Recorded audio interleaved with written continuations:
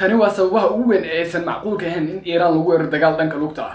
inta aan muuqaalka bilaawin fadlan waxaan ka codsanayaa inaad channelka subscribe ii saartid muuqaalkan aad like garisid mahadsanid. juqraafi ahaan Iran waa dal aad u baaxad weyn oo baaxadda guud ee dalka Iran waxa lagu qiyaasaa 7 jibaar guud ahaan dhulka dalka Ingiriiska. dhanka galbeed ee dalka Iran waxa ka jira buuraha Zagros taasoo macquul ahayn in dagaal dhanka lugta ah looga soo qaado dhinacaas. sidoo kale dhanka koonfureed waxa ka jira bad taasoo ayadana macquul ahayn in dagaal dhanka lugta ah looga soo qaado. arrinta kale Iran waxay kontrooshaa marinbiyoodka Hormuz.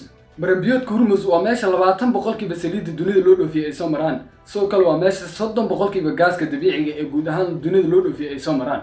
haddii Iran dagaal dhanka lugta lagu qaadana waxay xiraysaa marinbiyoodkaas taasoo dhaqaale burbur ku sababi doonto guud ahaan dunida. arrinta kale Iran waa dal aad qani u ah saliidda iyo shidaalka oo keedka shidaalka iyo ama keedka saliidda Iran ay haysto waxay anfici kartaa ama waxay isticmaali karaan ilaa 200 oo sano oo hadda soo socda. arrinka ugu dambeeya ahna arrinka ugu xasaasisan Iran waa dal aad qani u ah macdanta uraniumta oo 60% Iran uraniumteedu way bacrimisay si ugu samaysto hubka nuclearka waxayna diyaar u tahay inay samaysto hubka nuclearka mana lahu ama lama saadaalin kara in Iran haddaba ay haysato hubka nuclearka.